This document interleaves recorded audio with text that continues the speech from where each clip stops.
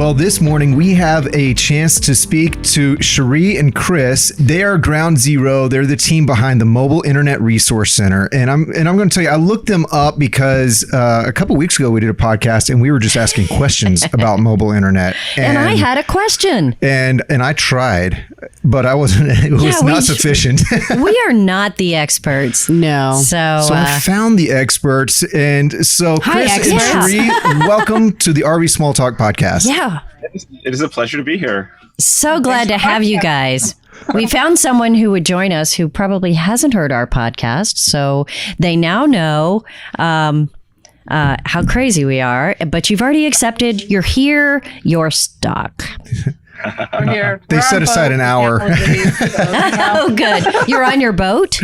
Yes. We are currently on our boat. So we have been full-time nomads for 14 years. We started out in 2006. In a tiny travel trailer. In a tab clamshell, yeah. In a tab. Wow. Yeah, Full-time in a tab. 14 years ago. That would have been, wait. Let me do some math. Almost the first ones. Yeah, they were only a few years old. Yeah, the tab was a new design. I got really excited. I actually set off solo in a tab. It was perfect for a solo guy who was going to go see the country. I modified my tab immediately. I took it apart and rebuilt it with solar and mobile internet and all this other stuff. Then it had all that great stuff, but it didn't have a toilet, didn't have air conditioning, didn't even have a fridge. And the last thing I expected was to find somebody who wanted to sell her house and move in with me. But then I met Cherie that first year. Oh, wow. And was the tab part of the attraction? I had a pop-up camper at the time that I had bought. I lived in Florida, and I had bought it as kind of a hurricane escape pod, something so that if I had to evacuate a hurricane, I could get away. I could have my home or a home around me. But that got me into RVing even before I. It always does. Yeah. And I was work at home. I was a software developer, so as long as I had internet, I could work from wherever I was. So I was already doing a lot of travel. So when I encountered him online, like, intriguing. And then we communicated for many months. And it was really our shared passion for technology, for mobility, for travel. Yeah. And just we kind of set out that first year as kind of a trial run to see how this worked. And in the tab, we quickly realized that it was great for a new relationship, but not having a bathroom inboard is challenging. Not having air conditioning is challenging. So we made plans and went kind of regrouped and actually had an Oliver custom made for us, which was still super small, but it had everything you could possibly imagine. Yeah. So that was our next adventure in RVing. And okay. So this is always a question is the progression. So tab to Oliver, what is the timeline? Okay. So we did so he did about 6 months solo in the tab. Okay. We did about a year of trial running it. And then we spent 7 months full time on the road doing a cross country trip back from Florida to Washington. In the tab. Yeah. And we got back, we said, okay, we want to do this lifestyle. We want to continue on. So we needed something larger. So that's when we had the Oliver travel trailer custom built for us. And if you're not familiar with Oliver, that is based on the Casita design, but they're all kind of hand built. Like super high end Casita, basically. So we had the They're Oliver gorgeous. Built for us in 2008. And we full timed in that for nearly 3 years. And then at that time we decided, we had a cat adopt us along the way, and she demanded more space. She wanted her own room. Oh, it's all about the cat. It's all about the cat. And the Oliver was so well built that we actually were able to sell it for more than we paid for it new. So it was like, wow, this never happens in the RV world. After 3 years of full time. So at that time, the guy who bought it, who gave us that incredible offer on it, wanted the truck and the trailer delivered that literally left us homeless on the side of the road with a backpack and a cat. So at that point, we purchased a month-long Amtrak rail pass. Oh, yeah. And love we that. spent a month riding the rails around the country looking at vintage buses. Our dream was to get a vintage bus because we fell in love. We wanted a motorhome. We wanted something more space, but we didn't want 40 feet. We wanted, and to get a 35-foot bus, you have to go back to the 1960s because that's when before they made buses bigger. And so we bought a 1961 GM 4106 back in 2011. Jeez. And it was already converted, and we reconverted it over the years, made it high tech, solar, and things like that. So that's been we full-timed in that up into 2017, and that's when we bought the boat, which we're currently talking to you from. And we still have the bus. and we have the boat, and we also have a Travado van conversion that we use as a shuttlecraft between the two. We decided to get rid of a car and say, why not just have a van that can be our cross-country and adventure vehicle? And it's like the idea of having a regular car now seems silly. It's like I want everything I travel and have a bed and a bathroom. It's just period. It's like, so you have a boat, a van, and the bus. Yes. Okay, Cool. well, I have to ask that. Oh my God, I want to live your life. Okay, well, the obvious question here, I Lindsay. quit. Yeah, well, like I said, that's my obvious question. Everybody would want to live that life, but most people have to make money to acquire those treasures and to travel. How did you guys do that? Well, when he used to have a job at Palm and Palm Source, so the old Palm Pilots Mm-hmm. that became smartphones, and Palm he Pilots, has a strong wow. background in mobile technology. And as I mentioned before, I was a software developer when I hit the road with him, and I just continue to run my software development business from the road. And we just needed mobile internet to do that. and all through that process, we were doing some consulting stuff and running her business and stuff, and all from the time we came together, we were sharing on the technomadia.com blog, our personal blog, how we were doing this and our travel adventures. And people would always ask, well, how are you staying connected? How are you able to work from the road? We get that question so many times. Before you're like, Sounds like a business coming to us. Well, as a hobby, we were helping Answering the people questions, answering the question all the time. And then when my father passed away in 2013, I ran the software business with him. That's when we decided it was time to transition our own things to be our own brand, our own legacy. And so we then published our very first mobile internet handbook in 2013. I thought I could publish it once, people would quit asking questions, right? And then we could go on and find what our next business was. And it turns out they kept asking more questions. spoiler alert. Oops, created more demand. The world changes. And the world changes and people keep having questions and new things come out and everything like that. So the book turned into a Facebook group that turned into a nightmare. A nightmare. All these people asking questions and not following and not reading anything. So I had somebody suggest it's like, well, why don't you just charge people and have a business around this as a membership site? And we're like, that's crazy. That's crazy. Who on earth is going to pay for us to tell them Tons basically, of people. go get Verizon? Yes. And it To go turns get out- Verizon. Do y'all see me raising my hand? Exactly. And it turned into a really nice business. It still keeps us working way too much, but now we're no longer quite as it's no longer frustrating because it is our full-time job, our passion, and really just merges everything that brought us together as a couple: technology and mobility and the drive to help people. Yeah. Okay, 2 questions. I always have these weirdest questions. First of all, you met online.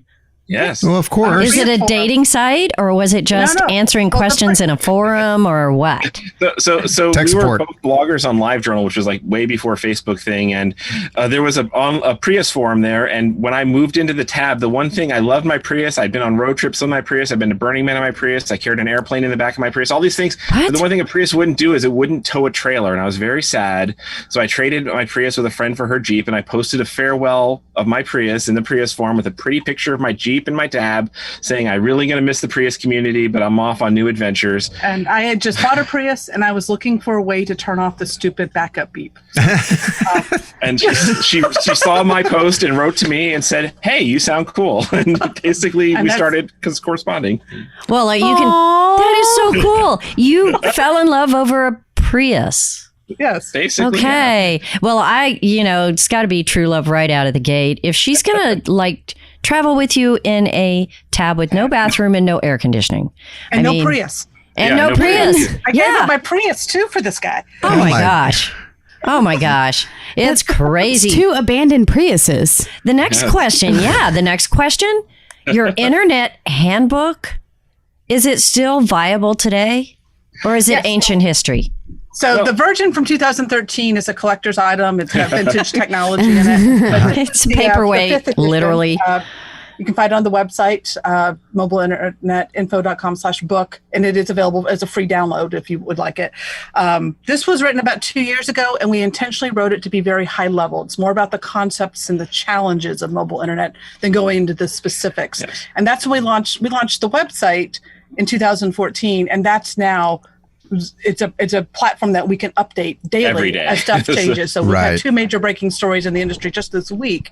To have to Really? go and update a whole Okay, bunch of stuff. so What what are are our they? 2 major breaking stories? Come on. Oh my gosh. Well, just this morning, you guys probably know WineGuard and Wi-Fi Ranger. WineGuard has acquired Wi-Fi Ranger, so now they are one company for the roof RVs. So that is brand new as of This 2 morning, hours ago. 2 yeah. hours ago, yeah, we're just covering that. Wow. And then on tomorrow, Verizon's launching new data plans, so we had to go cover that as well. Well, there you go. So, Wow. do you have like your little moles hidden in these different companies who contact you whenever things are kind of on the horizon? We have some moles, and also we have now, because we've been doing it so long, we've got really good relationships with a lot of companies. So a lot of companies will give us pre-briefings and No stuff mole that's needed. No. Other times that we do appreciate when moles, particularly from the bigger companies like the cell companies and stuff, we've got insiders sometimes will tell us little tips about how the plans really work or things like that. We can dive deep into the things they don't necessarily want people to know. But we built the whole Mobile Internet Resource Center to be unbiased. We are not sponsored. We don't do advertising. We don't take kickbacks. We don't do reviews for pay or anything like that. We are 100% member funded. So all of our funding comes from members. So we're accountable to them. And that has built a reputation for us. We're kind of like, without getting into branding stuff, we're kind of the Consumer Reports of mobile internet. If I may, how does the membership system work? What's the entry point? What does it do for someone to become a member? Well, we give out a ton of free content. That's our thing. And we love to give content. So we've got our YouTube channel. Even the book is free. Yeah. I mean, that's how I found you. Right. We've got the Facebook group where we have, we have paid staff that answers questions all day long for free in there. And then if you want to go deeper, so you want to get to our reviews, you want to have interactive guidance where we'll go much more in depth in our forums, and we do webinars with our members. They get discounts with some of the vendors. So when a vendor approaches us and offers an affiliate relationship, we say, no, we don't do affiliates. But instead, would you give a higher discount to our members? Private discount, right? Right. You say yes. What a great program. So then being a member is really valuable. Yeah. And yeah, the members get access to so many other kind of like deeper resources and because we have a motto in our industry. We'll go and look at other RV groups and forums, and we're monitoring them all the time to see if news is coming out in those channels. And the question comes up about 40 times a day is, what does everyone use for internet? Absolutely. You'll get Yes. 600 different answers. Some of them are talking about systems that were viable 10 years ago. yes. Some are people just don't understand the difference between Wi-Fi and cellular, which is something you guys covered on your last They podcast listened. on the topic. Oh, no. Oh dear, we're caught. We're exposed. We did the interview and we still don't But understand. we haven't asked them where we went wrong yet. No, we will. They'll help us, I bet. Free. So what we created with our stuff is we're focused on education, and we're focused on there is no Helping people understand. and there is no one size fits all solution. What works for me, our system, is not going to be the right system for everybody. In fact, it's not going to be the right system for most people because most people aren't working online full time and doing video interviews like this Right. several times a week. A lot of RVers out there are going on a vacation. Maybe they're working remotely a few hours from that vacation. Maybe all I need is email, Yeah, they don't necessarily need unlimited data plans and boosters and antennas and all this other equipment. So we all have to look at what our needs are for mobile internet and then look at what the options that are currently available. And often one of the things we do for people is because we're not affiliate driven is we talk them out of spending money. I mean, particularly, it's like, do you really want to spend $600 on a booster when you could buy a $30 antenna? Let's talk about your real needs. And actually, you probably don't need to spend all that money. Dial it down unless you really need it. Here's how to decide. Yeah, that's so cool. We do that a lot with like solar and off the grid stuff right now. Customers come in and they're like, yeah, I need that, the latest and greatest. And before we know it, they're up to spending $10,000. Right. And we're like, well, what are you going to do? And they said, well, I just want to be sure I don't run out of energy. Okay. Right, Okay. RV parks are going to hook Wait. up. Let's talk. Have you ever had a cloudy day? Yeah. It's like, whoa. But I think we're all information hungry, and we all assume that we don't know enough. So when you listen to, like you guys, you hear responses, you monitor what people are responding to, and you're like, wow, all of these can be done, but really is all of that needed? And for the most part, a lot of times it isn't. It's I hate to say wasted money, but it's overkill for sure. Right. Yeah. People want quick answers, and there's so much information out there on the Yeah. web. If you go and look for mobile internet in an RV, I'm sure you come up with lots of YouTube channels, and lots of YouTube videos, Sure. and everyone's got a workable solution for them. Right. But what the piece that most people forget about is, wait a minute, what's going to work for me? Yeah, and the stuff changes so much that what somebody did a video about a year ago is that you probably can't get that anymore. Or Yeah. it's Right. changed Yeah. completely. We had a great Togo podcast. Yeah, and then That went away, right? within a week, AT&T changed the plan. Oh, you were right there. Yeah. Bad timing. Yeah. And that one's Yeah. obsolete. Yeah, we're pretty good at that. But that's what impressed us about you guys is that you said, look, pare this down, and you don't need everything in the world. There's always a bigger, badder way to do it, but you may not need to do that. And I will tell you what I look for when I come to this subject, which is what you heard me say in that podcast a few weeks ago is I don't want to understand it. I honestly don't want to understand it. If someone asks me how a Truma water heater or an Aldi system works, I don't want to understand the mechanics of it. I want to know what it does for me. That's what I specialize in is what's it going to do for me? So that's the part that we really wanted help with because the technical stuff is going to be so over my head. And if it's over my head, it's going to be over most of our customers' heads. Right. So, the geeky guys are already going to know this. But I am not that guy. I hire those guys. Thank you, Clint. Well, I'm here. Hey, I have a question because, this is something that comes up with our discussion on solar and lithium, but it's bound to be the same with you. We've had such an influx of new people in the RVing space. This has got to mean just an influx of people coming to you as a resource in just this year. 2020 because of COVID-19 changes and whatnot. Have you seen a big jump? Absolutely. We have seen a huge jump in membership and viewership and readership of our free content. And newbie questions over and over and over again. So it is becoming more and more difficult because a lot of people are on a more rushed path than normal. I want it and I want it now. Right. Right. I want to buy the RV. I don't want to go and research the difference between a Class A and a Class C. I just want to go buy an RV. And you got to do some homework first. and then I just want internet. Give me internet. Right. Yeah, and so many people now have the option of working from home, which is great. It's so many more people than ever before can work remotely. But then that kind of ups how critical their internet is from like, well, I just need to check emails and book my next site to if I get disconnected, I could get fired. So suddenly the heat is on. Right. And Yes. they're having a lot more pressure and a lot more panic, I guess. And Yeah. we're trying to guide them, talk them down, encourage them to go slow, but not too slow so you don't get fired. And it's like, Yeah, I know. what you actually need. Man, that's a lot of pressure. So Yeah. can we start at the first basic level? I'm traveling. I need to check my emails. I need to know if my mother falls and breaks her hip.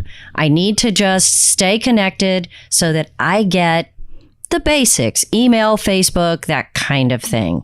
Where do I start? Do you have a smartphone? I do. Oh, wow. You're 99% of the way there. That's, The personal mobile hotspot off of a smartphone is the simplest and easiest way for someone who has basic needs to keep connected.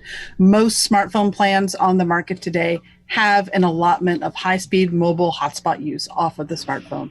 And as long as you're not trying to stream video or do video chats like this, like we're doing today, that's going to be just fine for checking email on your laptop, maybe even doing a short FaceTime video with your mom after she breaks her hip to make sure. Maybe before she breaks her hip. That's what I want. That would be preferable and prevent her from.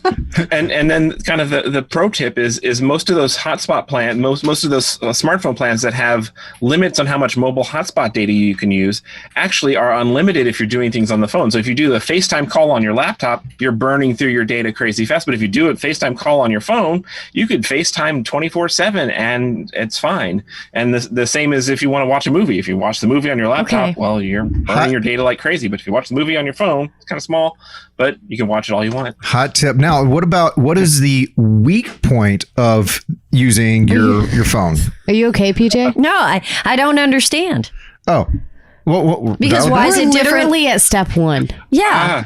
So why is it different on your phone than on your computer? Because All right? you're not I actually don't mind playing right. dumb. But and maybe I don't get it either. But if you're on your phone watching a movie, you're not actually using a hotspot. You're using data. You're not so you're running off taking the data. internet from your phone and putting it on another device. So the way that the make sense? carriers have positioned their quote unquote unlimited plans, we always put quotes around the words unlimited when we're talking about carrier plans. Yes. It may go so they're slow it won't stream after a while, Right. but it so will they're be talking there. about unlimited data for use on the phone, checking your email, doing FaceTime video. Sure. But then the fine print is all down there. That personal mobile hotspot use, what all the plans are assuming is that you have a cable or DSL or an office connection that is your primary internet. And that the personal mobile hotspot is just for when maybe you're on a Occasional business out and trip about, or you're going out for a coffee date. Or When I something. can't find a Starbucks. Because they don't want people to think, hey, I got unlimited hotspot on my phone. Why am I paying for cable internet at home? I'm just going to cancel the cable and I've got it here. The network can't handle if everybody figured that trick out. So they put special breaks on. So unlimited on here, but when this is sharing the connection, then the meter starts running and it will cut you off after you go a certain distance. Right. Yes. Or throttle it back so that it doesn't All right. really work. So it's- Sorry, Clint, we Okay. cut you off. Yeah, No, sorry. Thank you. No, that totally needs to be cleared up. Your face was like, I just, I know it's so basic, but, when customers ask me these questions and I think I know the answer, and then I start talking and I realize, wait, am I helping or am I confusing? And it's pretty clear And what I do. The challenge is, though, for those of us that are RVing more than just for a weekend or something like that, we are depending on our cellular connection to be our primary home internet connection. Yes. We are the exact use case that the carriers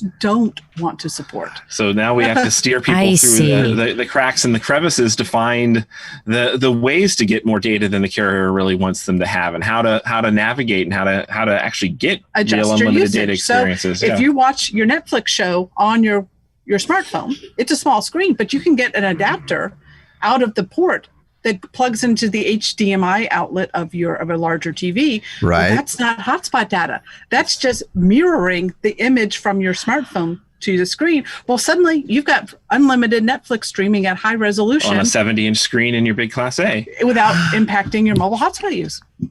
Look at that. We're going to sell these cables. So I can say all you need is this cable connection. Yeah, and then here's another thing that might save you headaches is like for iPhones, there's the Lightning to HDMI adapter. Yes. The one from Apple works for Netflix and for all these other things. There's a lot of not cheap knockoffs that are a quarter the price, but they don't work for copy protected video. So people say, I got one for $15 on Amazon. They plug it in and it works for their home screen, maybe works for YouTube, but it doesn't work for Netflix, and they're all upset. So, but the real Apple one, boom, you're watching on a big screen. And there's options for Android phones. Yeah, and as well. same thing with Android and stuff like that too. Are you what a Apple great people tip. or Android people? We're Apple people. Duh. Why did I even ask? It's got I know. vitamins and nutrients and it just works. We have somebody here who's not an Apple person. Well, just because I don't understand it, I'm the first one to admit it. Well, stick with what you know. Yeah, that's you know? right. There's no So back back to button. the original question, for someone who has basic mobile internet needs, maybe they're just going out for a few weeks at a time, maybe even just a weekend or RVer. Hotspot off your smartphone is the easiest. Now you Yes. asked about what the other downsides are besides that data cap, and that's if you have a weak cellular signal. The only way, there's two ways to get a better signal to your phone when you are in a weak signal. The first one is to go out on your picnic table and hold the phone up like the Statue of Liberty. Love it. Yeah. That still works. It works pretty good. We've all tried that, but it never works well for No, me. it's a lawn chair on top of your RV. Works Oh yeah, beautifully. yeah. That's Then what I'm I saying. have the broken hip. Okay. So- Your podcast has a liability clause. Or yeah. Do not try this at home, folks. All right. We said but it. the only other way to get a better signal to a smartphone, because it doesn't have antenna ports to directly plug in an external Right. antenna, is using a cellular booster. And a cellular booster is a multi-$100 equipment purchase and an installation challenge, which I'm sure you guys are aware of.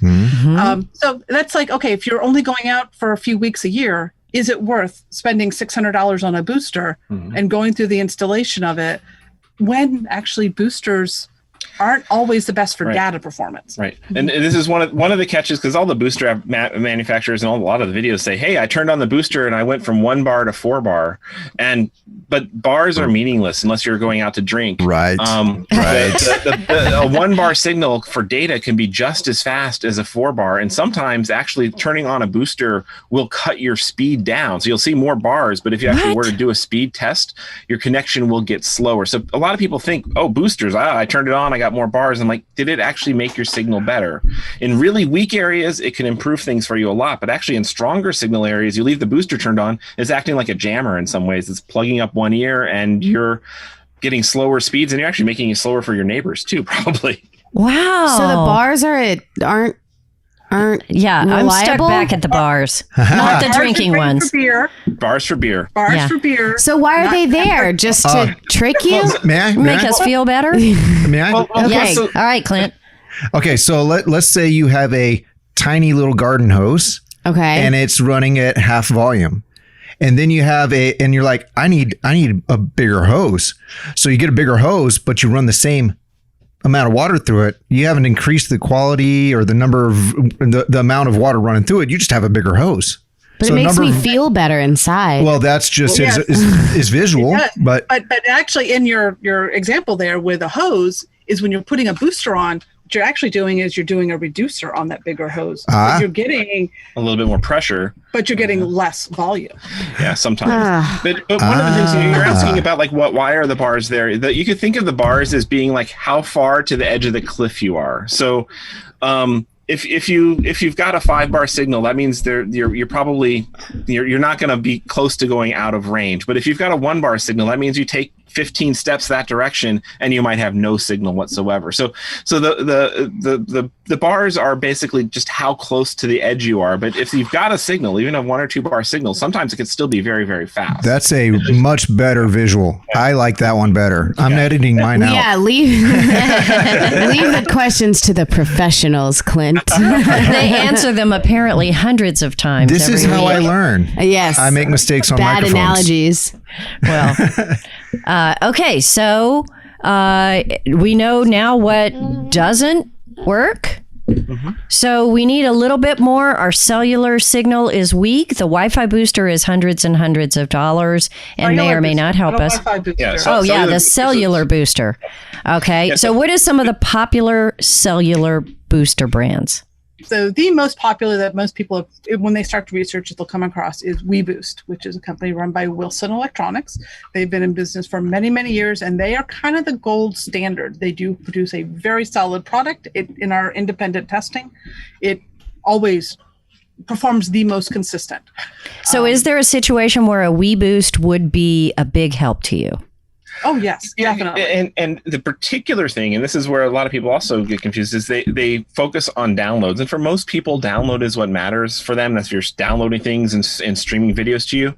And a booster doesn't always make a big difference on downloads, but sometimes it makes a huge difference on uploads. So if you're uploading to YouTube, or if you're doing a 2-way video or something like that, that's where turning on that booster suddenly, because the booster is boosting your signal back to the tower even more than it's boosting the signal coming to you. Oh. The tower is a big giant transmitter. Your phone's a teeny tiny little thing. So having that booster acting as a megaphone means it could talk to the tower so much faster sometimes. That makes sense. Okay. All right. So I need one of those. yeah, a WeBoost. Well, anything that boosts the upload. Yeah. Yeah, it could help you out quite a bit. And Okay. One moment. Small pitfall here. Hey, no, it's special guest star. Yes, absolutely. He does so good 95% of the time, but my goodness, It's hard. it's hard to be 5. Yeah. It's hard. That's why I stopped this morning. I'm 6 now. You're 6 now? 6? Maturity. Oh, good. Okay. All right. So we've got cellular data, and we've learned about the bars and how that relates or doesn't relate, and then we've boosted our cellular data, and this really gets probably, I would say, 90% of most people's needs. No, a cellular booster, probably not. We don't recommend starting with a cellular booster unless you're optimizing for smartphones and you really rely on mobile internet. Okay. But for a lot of people, getting a device like a mobile hotspot like this, so instead of letting your phone create the local Wi-Fi network, you get a dedicated device. This is basically like that. Maybe that's a Netgear Nighthawk for AT&T. It's a phone Verizon. without the phone part. It just makes the Wi-Fi network. These mobile hotspot devices. There you go. Hotspots unite. There we go. All right. They are dedicated to the purpose of data. They are creating a Wi-Fi network that is a little bit stronger than what your phone will do. So you can attach your laptops to it a lot easier. Yeah. And your phone will fall asleep if you're not actively using it and stuff like that. Whereas you could turn one of these on and keep your network up all the time, which is really nice. So for people that are needing to do things like maybe if they need to talk on their phone and be online at the same time, this is going with a mobile hotspot device is a preferable option. Yes. But the other feature that a lot of hotspot devices have are those antenna ports on the back. And the Nighthawk that Clint just showed also has this. But this allows you to attach external antennas to the hotspot device, which there's a technology in cellular called MIMO. That's multiple in, multiple out is what it stands for. And it basically just means that cellular devices have multiple antennas in them. Like our ears, we have multiple ears. So it's able to use a technology that is called signal diversity. So it's basically each ear is hearing slightly different things. And then the brain or the modem inside of the hotspot device or our cell phones have the same technology, combines those different signals to get the best performance together. And that's why boosters aren't effective with data as much. Because MIMO, if you can just put bigger ears on the hotspot device, they can hear multiple signals louder, and then they can do more with that data and make a faster data connection. So being able to attach this little Netgear MIMO antenna is like $40 on Amazon. It's got 2 antennas inside of it, and it just has these two antenna leads on it. This just suction cups to the window of your RV. No expensive mounting, no holes in the roof. And then just plugs into the device, and you can sometimes double the download and upload capacity of your data connection with this. And about 80% of the time, this solution will outperform a booster. Okay, I need one of those. Yeah. You need one of everything. You have the Netgear Nighthawk already. So having this suction cup in the window, and for so many people, it's like, do you really want to spend a $600 booster and have it installed on your roof, and it's not going to work all the time? Because an antenna like this, it will work all the time. You can put bigger MIMO antennas on your roof of your RV. You can permanently mounted ones and permanently mount them. So for people that are setting out with needing a data on the road to be more, if they're using the word reliable in the sentence of their needs, we steer them towards, use your hotspot off your phone as kind of a backup option or when you're away from the RV. But find a solution that allows you to have a dedicated data connection with an external antenna. That's going to serve you a lot better on the road. Wow. So is there a brand of those external antennas that's more popular? Or this one that I'm holding up right here is called Netgear. It's by a company called Netgear, and it's their MIMO antenna. It's suction cups to a window. You do have to generally aim it towards the tower. So you might have to try the different windows in your RV at each time you stop. This one's very popular because there's no installation required other than the suction cups, which fall off all the time. That's what they do. And this one's very popular because of the ease of it. It's something you just take out, You just suction cup it to a window. It's $40 on Amazon.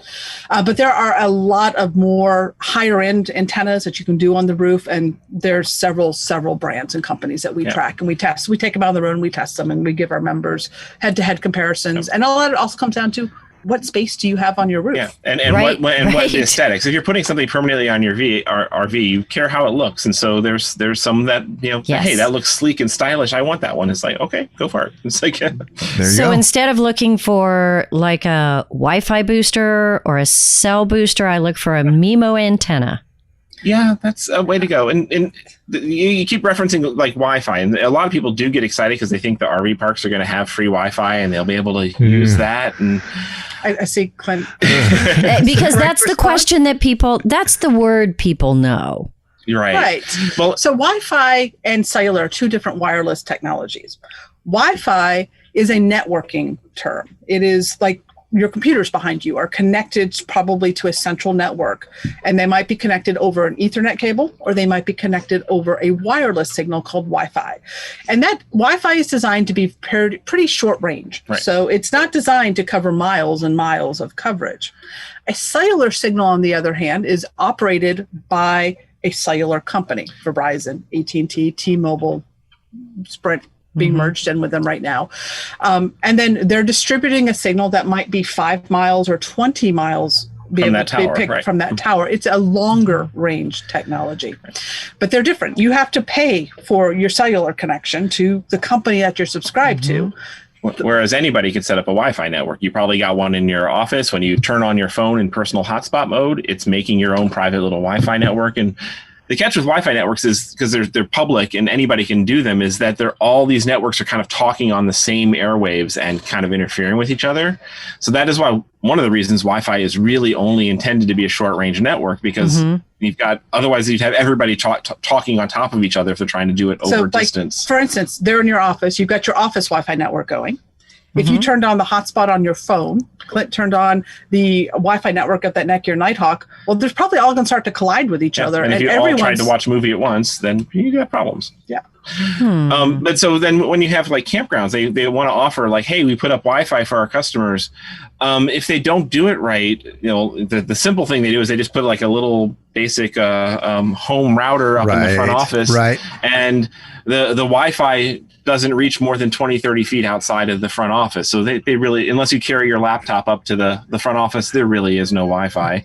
Some RV parks invest in putting more Wi-Fi transmitters around the park, and they can have better coverage that way. But if they don't professionally install it, sometimes we've seen it, they're all transmitting on the same channel. So it's the Wi-Fi signal might be strong everywhere, but the performance is horrible. But there are Wi-Fi, what people call Wi-Fi boosters. It's basically putting an antenna and a router on your roof that is designed to pick up a more distant Wi-Fi signal than, say, what your laptop can pick up. Your laptop might be able to connect to a Wi-Fi signal 1,000 feet away. A booster might further, might be able to get a 1/4 mile away. Okay. So a lot of people will install something, a Wi-Fi Ranger, WineGuard, Alpha. These are some brands of Wi-Fi equipment that allow you to pick up a Wi-Fi signal from further away. But that Wi-Fi network behind it has to have enough bandwidth to share with everyone in the campground. So just getting a better signal doesn't necessarily mean better performance. Right. And one thing we encourage people, we call it the Wi-Fi worthiness test. And again, this is trying to talk people out of spending money. Is they're like, hey, I'm at this RV park and it's got Wi-Fi and I want to get it in my RV. I can't get the signal in my RV. I'm like, well, okay, take your laptop, go up to the front office, and is the Wi-Fi fast enough in the front office for you to do the work you want to do or stream the videos you want to do? And most of the time they'll say, no, it's horrible up there as well. I'm like, well, if it's horrible in the front office, no matter what you do, it's going to be horrible in your RV. Then it doesn't matter. There's no fixing it. Yeah, there's no fixing it. But if it is good up there, then it might be worthwhile getting some sort of antenna that can pick up that signal better, because then you can bring some of that experience back to your RV. So it sounds to me, all right, from my point of view, it sounds to me like you're saying Wi-Fi is pretty iffy when you're on the road. It is expensive to get a Wi-Fi booster and probably not worth it most of the time. So if you just do a little work boosting cell service, your cellular and work from there. If that will work for you and you don't need to do just huge amounts of data and work from home, that's really the best avenue to try to stay connected. For a lot of people, yes, because you're only going to find those Wi-Fi networks at commercial RV parks. If you're wanting to go to state parks, Army Corps of Engineer parks, you want to go boondocking, you're not going to find Wi-Fi networks anyway. Right. So if you're wanting, unless you're sticking to commercial RV parks, and there's nothing wrong with that. There's some great ones out there. Sure. Unless you're a more KOA likely- jumper. You're going to want to have an option that you can use when you're not at a commercial RV park. Right. And so once you've already done a lot of work to have a good cellular setup, then the Wi-Fi becomes kind of just a backup thing. It's like, well, I've already got good cellular and I've already got a big enough data plan to handle my needs. You get to the point where you stop even bothering to try Wi-Fi because even if it's good, you've already got cellular figured out. Yeah. The other thing that is important though is one of the most important things for people who have to be reliably connected on the road is redundancy. So having just one way online is not going to cut it if you have to, if internet's important to you. So having a backup, whether it's switching from Verizon to AT&T or having a backup onto T-Mobile or having a backup, some people carry a backup on satellite or having Wi-Fi as a backup, is having additional backups helps you when whatever your primary way isn't working. Mm-hmm. So if you are really dependent on it, and let's say my job is to report on the news every night, no matter where I am, then I got to have that service no matter where I am somehow. So they they have two different cellular plans. Yeah. Or a cellular plan and a satellite plan. Or more. So there's currently 4 carriers. T-Mobile and Sprint at present time are in the process of merging their networks.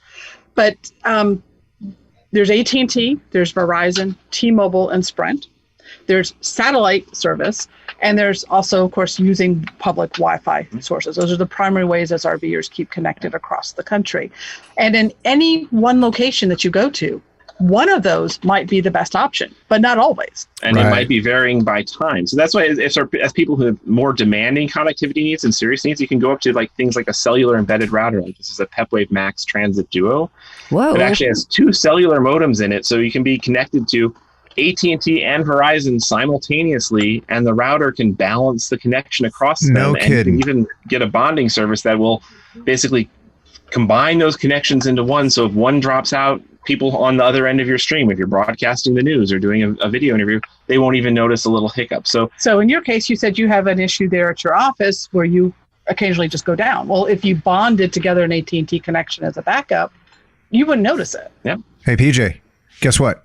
I need one of those. This is going to be the most expensive interview we have ever done. Thank you very much, guys. PJ, you made me do podcasts and gosh. videos. Oh my gosh.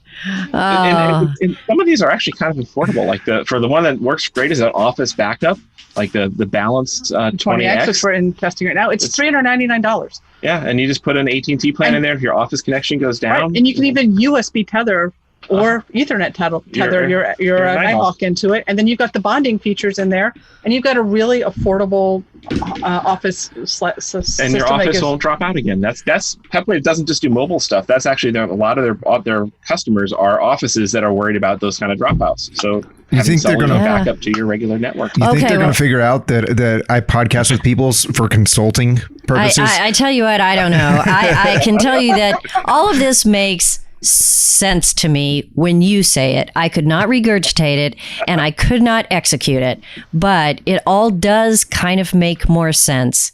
But you get too deep in the woods here and I'm hanging on by my fingernails. Okay. So somebody could set it up so we could run several cellular plans together and put in a router that could merge them together and make sure that we were always connected somehow, some way, somewhere. Absolutely. And the important, this is what you got it. See, yeah, you're right. You do have it. So you're hired now. You're going to be on the Mobile Internet Resource Center team. We're retiring. Yeah. And I will be on there asking all the dumb questions, so nobody else has to. I have no problem with that. I have no problem with that. this is the thing. So we encourage people is go as complicated as you need to for your particular needs. So like some people rush in and they're like, I want this one. It's overkill. They saw this on YouTube. It's like, but you're just vacationing 2 times a year and you just check email. That is overkill. But Don't they do saw that. it on YouTube. But when somebody's like, hey, I'm doing a live broadcast while I'm driving, like, okay, that might not be safe, but if you're doing it in the passenger seat, But here's how let's to talk. do it. And yeah, the technology is there for you to be able to do that. So you drive out of one cell tower into the next, and you never have your people watching your live drive stream miss a beat. There you go. Yeah, so I was going to ask the dumb question of, all right, so in your opinion, do you go with Sprint? Do you go with AT&T? Do you go with Verizon? But Yeah. All of the it above. sounds to me like one place might have one answer and another place might have another, right? There you go. You are getting it. Pay attention.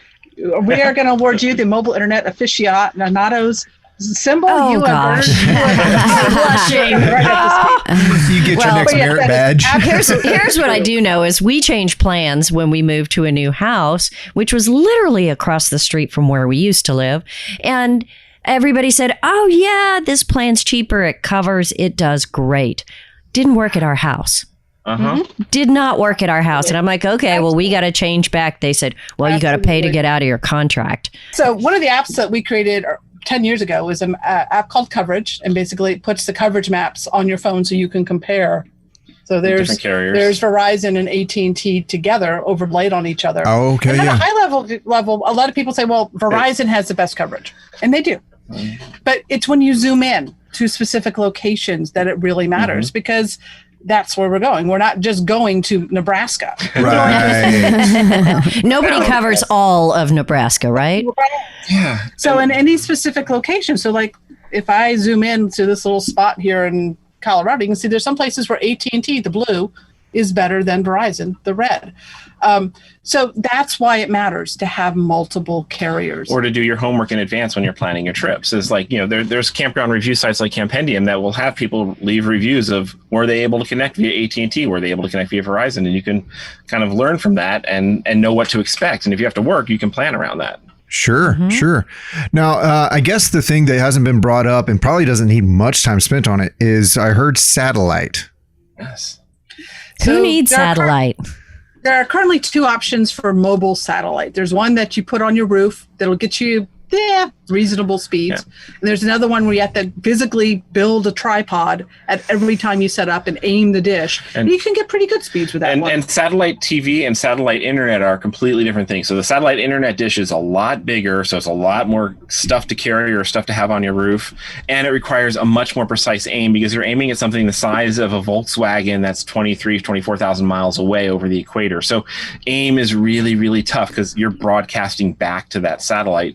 So that's the kind of the current state of satellite. But there's stuff launching now. We actually are right now. We're anchored on our boat in Central Florida. We watched a Starlink launch from Cape Canaveral Fun. yesterday from right here. I'm Elon jealous. Musk is launching Starlink, and he's got 600 satellites in Earth up in orbit, and he's planning to put a few thousand more up there. And that one's just going into beta testing now and coming into next year. Suddenly there's there's actually Amazon's planning their own satellite network, and there's another one called OneWeb. So there's all these new generation of low Earth orbit satellites. Instead of having the satellite 24,000 miles away, they have hundreds of satellites zooming by overhead just a couple hundred miles up.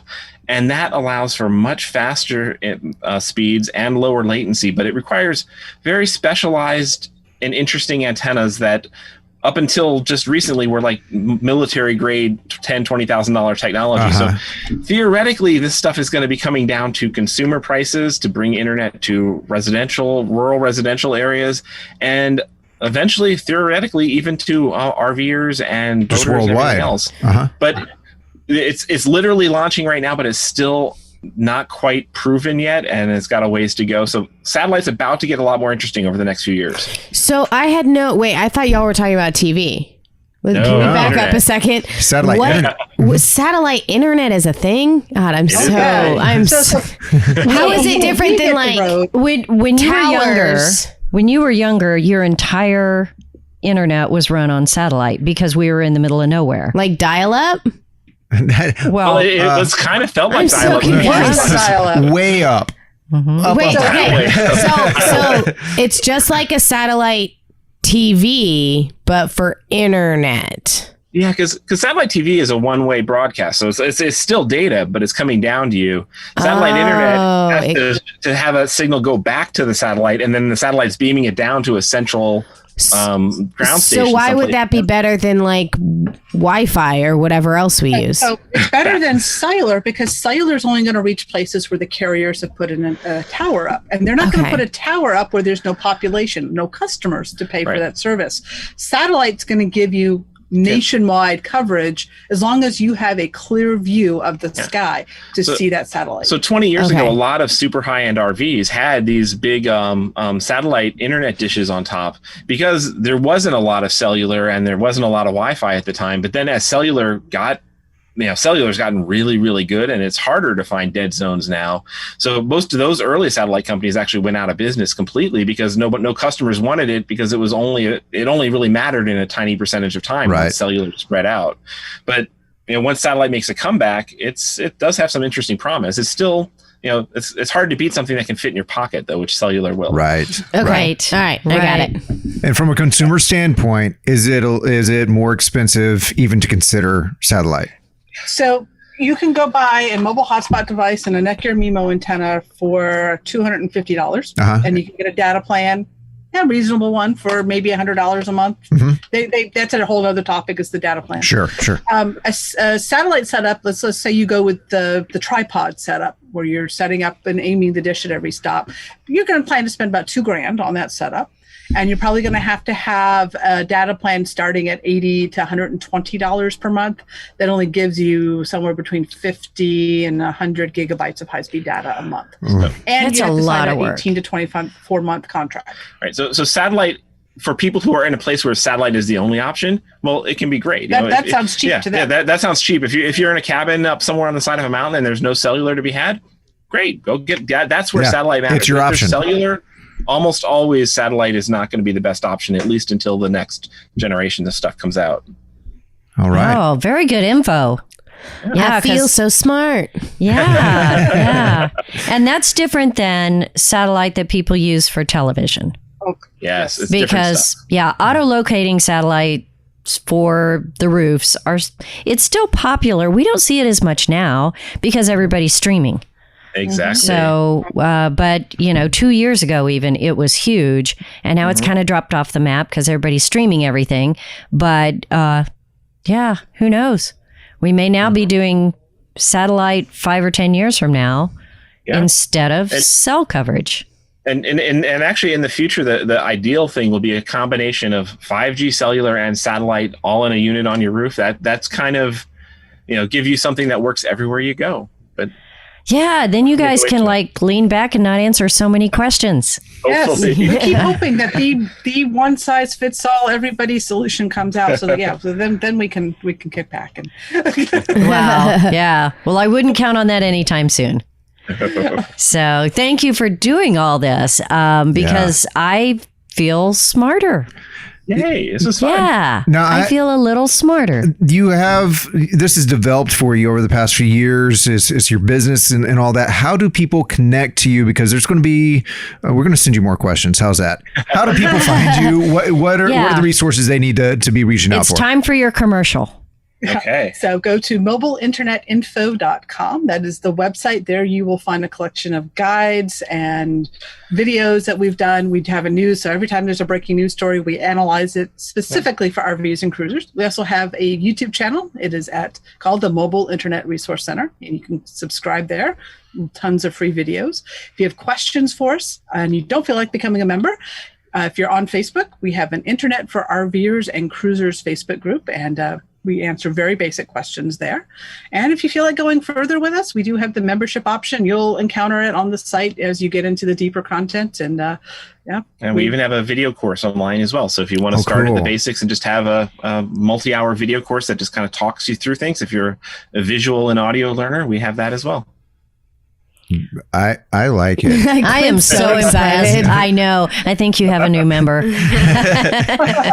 Does membership come with swag? I see your shirt. I do like that shirt. Only our members are able to buy the shirt. So Okay, well, basically very close to cost to our members. We don't offer those to the public. So I see a check request coming through. So He's got a lot of toys to buy now. yeah, of course, he's always got a lot of toys to buy. That's what he lives for. So, wow, so nice. The only thing you didn't answer is how much is membership? the membership starts at $97 a year. Okay. And of course, you can add it on for $100 if you want to do the video course as well. And that does include private one-on-one video sessions with us and our staff. So to answer questions. Wow, that's important. So we could actually, if you're a member, you can video or If you're With the video course. You can with do the video course, but then even the regular members, we have a once a month video chat for all the members to come together and ask questions too. So And we yeah, go Okay. into answering questions, In the not forums deeper and stuff, questions. yeah. We do the free questions in the Facebook group, but in our forums, we go a lot further with our members, and we'll give them a little more interactive guidance and help them figure out what their right and solution we'll is. talk them out of spending money usually. yeah. Hey, Awesome. Well, if the course is only $100, is that right? Yep. And then I can actually talk to you on a video and say, okay, here's my problem. What's my best 'cause direction? We still expect you to do your research. We can't be on. We can't teach everyone. Sure, do sure. hand-holding. But we expect that you go through the course. And Okay. then as you have questions about your setup and say, hey, am I understanding this Yeah, product it's versus this basically product? we'll check your homework. You know, be like, hi, I'm working through this and I'm thinking this is what I need and I got this planned, and we're like, well, yeah, but maybe you want to revise it a little bit like that. Okay. Oh, Got it. excellent. That's awesome. All right. Well, great resource for so many people. Thank you so much for what you do. And thank you for hanging out with us today. Thank you for this was asking us very on. fun, This is fun yeah. to and get to know you guys. All right. You as well. You are invited to Central Texas when you're boating to Central Texas is tough, but hop in your van or your bus. I want to see the we- bus. The bus is currently in Arizona, but we use the van to get across from Florida. And Texas is in between, Texas is in 'cause- between, and we got family in Texas that we always are trying to pass and see too. So Well, there has grew up got to in be, Austin. there's got to be takeout growler places in Austin. Yeah. I mean, come on. There's a place- We're Austin. like a half mile from my house called Growlers. I think they have the thing. Yeah. It's the takeout thing that has to happen right now, though. So, Well, Chris, Cherie from the Mobile Internet Resource Center, you guys are spectacular. We didn't scratch the surface, but how great a time. Thank you so much.